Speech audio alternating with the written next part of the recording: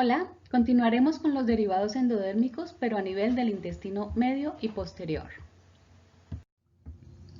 El desarrollo del intestino medio varía para las gástrolas esféricas y discoidales. En anfibios y teleósteos se produce una invaginación dorsal del techo del tubo digestivo. La pared ventral está ocupada por la yema. En el resto de vertebrados, amniotas y peces cartilaginosos, las paredes ventrolaterales se establecen por un crecimiento de ectodermo y mesodermo con fusión en la línea media, dejando tan solo una región estrecha de comunicación con el saco vitelino. Es la vesícula umbilical, que incluye también el alantoides. Durante la neurulación, el cierre del tubo digestivo ventralmente implica en los amniotas y peces cartilaginosos el pasar de tener un disco embrionario a un embrión con eje longitudinal, un tubo nervioso dorsal, cefalización y además un tubo ventral cerrado formado por el endodermo. En el contexto de los embriones de peces teleósteos y anfibios, no hay ningún cierre ventral porque la yema en teleósteos o las células de la yema en anfibios quedan involucrados desde la gastrulación dentro del embrión. Por esta razón, entonces, no hay saco de la yema en estos últimos. Veamos entonces cómo después del estómago, que es una especialización del tubo digestivo posterior al esófago, en la región media se desarrollan las glándulas asociadas al tubo digestivo, el hígado con su vesícula biliar y el páncreas. El páncreas aparece como dos masas diferentes, una dorsal, que luego adoptará la forma de hoja típica de este órgano, y una ventral cerca de la vesícula biliar. Quiere decir que el páncreas es una glándula compuesta. Más adelante se da la migración de la yema ventral del páncreas hacia la región dorsal, donde se fusiona con la hoja dorsal para formar la glándula doble, que es endocrina y exocrina. Endocrina formando insulina y glucagón, y exocrina formando las enzimas digestivas. Ellas van al duodeno a través del ducto pancreático. Para el desarrollo del hígado, la inducción la da la cercanía del mesodermo cardiogénico al inicio de la neurulación, es decir, la inducción del mesodermo lateral espláncnico cardíaco sobre el endodermo ubicado más cercanamente. Esto permite la expresión de algunos morfogenes que darán origen al primordio hepático.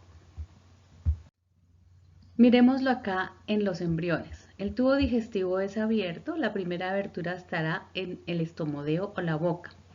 Cuando se va cerrando el tubo digestivo ventralmente, empiezan a aparecer las diferentes partes del tubo digestivo y del respiratorio. En A pueden ver cómo están los primordios hepáticos y del páncreas que acabamos de ver, y en la parte más anterior el primordio del sistema respiratorio.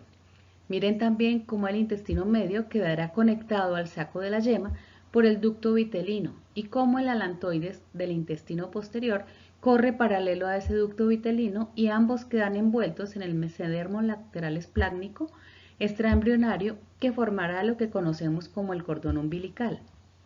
En B, a la derecha, vemos cómo se formaron las bolsas faríngeas, y de ahí los esbozos de los derivados glandulares, y ha crecido el árbol pulmonar. En el intestino posterior hay un engrosamiento proximal a la membrana cloacal del alantoides, que formará lo que llamamos vejiga urinaria. Está con la flecha roja.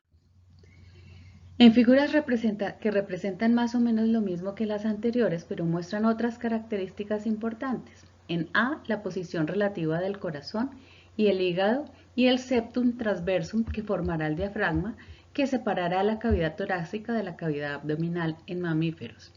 Representan también los dos ductos, el vitelino y el alantoides, derivado del intestino posterior, de manera separada, mientras que en B ya aparecen integrados en lo que será el cordón umbilical. Acá en A observan cómo el septum transversum separa el área del corazón del área hepática. En B, un detalle de cómo se forma el mesenterio dorsal, que une el tubo digestivo a la pared dorsal del cuerpo. En la región del estómago se llama mesogastrio. Se observa ya el diafragma derivado del septum transversum. En azul se observa igualmente el aumento menor, que es una doble capa de peritoneo que se extiende desde el hígado hasta el estómago, llamado también ligamento hepatogástrico, y la primera parte del duodeno, ligamento hepatoduodenal. Es decir, este peritoneo está uniendo los tres órganos de la cavidad abdominal. El tubo digestivo entonces es altamente regionalizado desde la región anterior cefálica hasta la región posterior cloacal.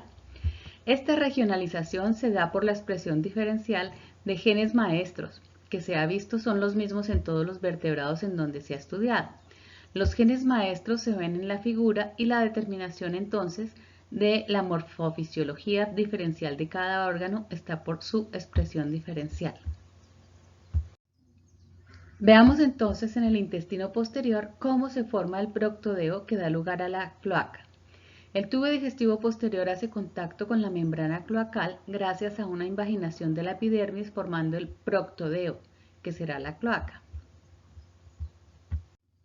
Miremoslo acá en aves para que se den cuenta que esto pasa en todos los amniotas.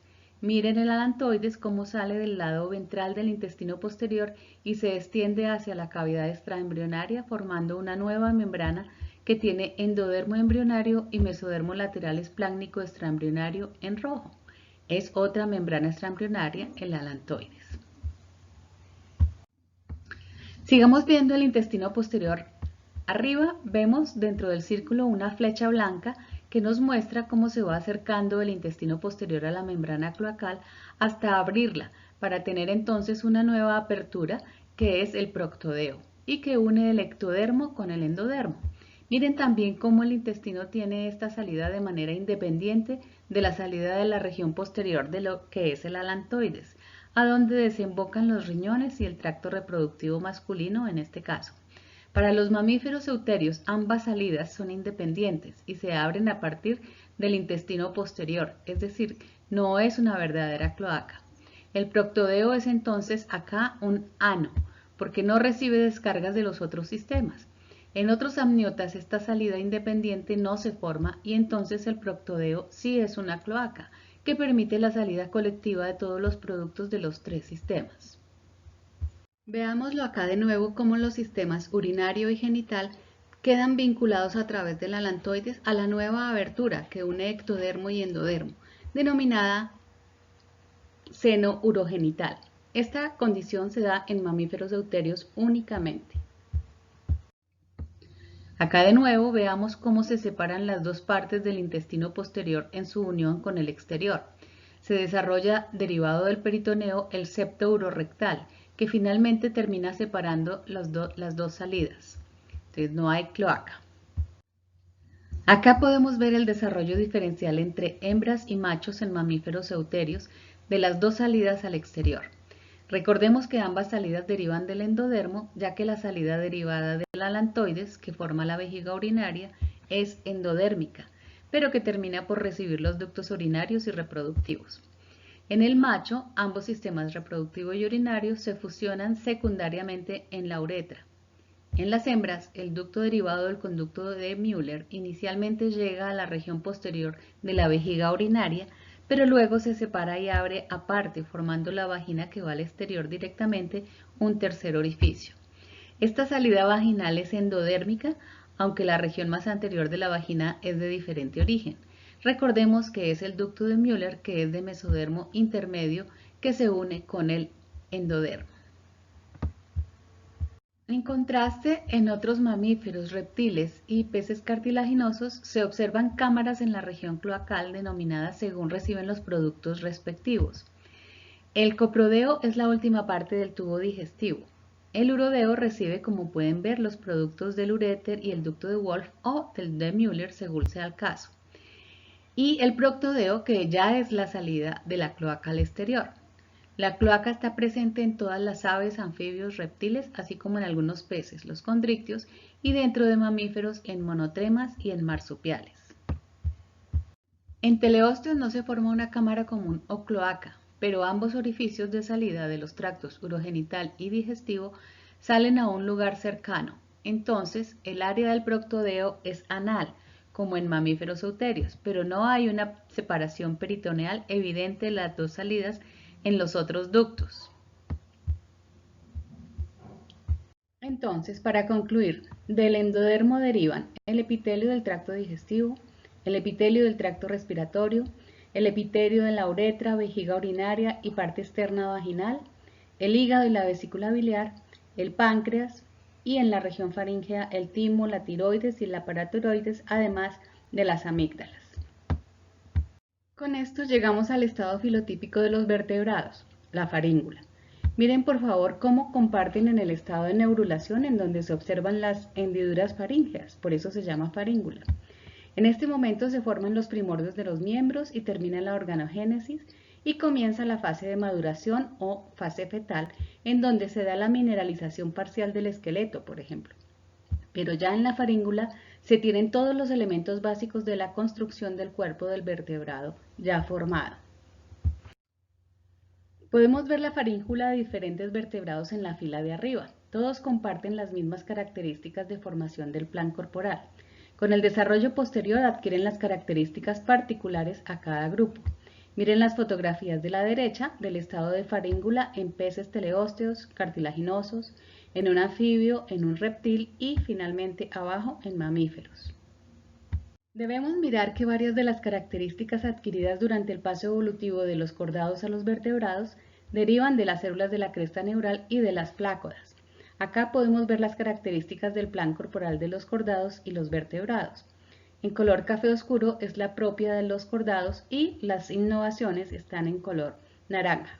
Entonces, ¿qué comparten todos los vertebrados? Una notocorda, un cordón nervioso dorsal hueco, que es el tubo neural, una cola post-anal o post-cloacal, hendiduras faríngeas o arcos branquiales, cerebro segmentado, plácodas sensoriales y una musculatura troncal segmentada. Finalmente podemos ver, al comparar el plan corporal de los vertebrados con el de los artrópodos, acá representados en Drosophila, cómo hay una inversión dorsoventral. Miremos que mientras en el insecto el sistema circulatorio fundamental es dorsal, en vertebrados es ventral y deriva del mesodermo lateral espláncnico. El sistema nervioso central en insectos es ventral y no es un tubo hueco. En vertebrados es un tubo dorsal con proceso de cefalización complejo. En vertebrados también la cloaca o el ano no es extremo, sino que tiene una posición ventral, mientras que en Drosophila el ano es terminal. Con esto terminamos el proceso de neurulación y el inicio de la organogénesis. Muchas gracias.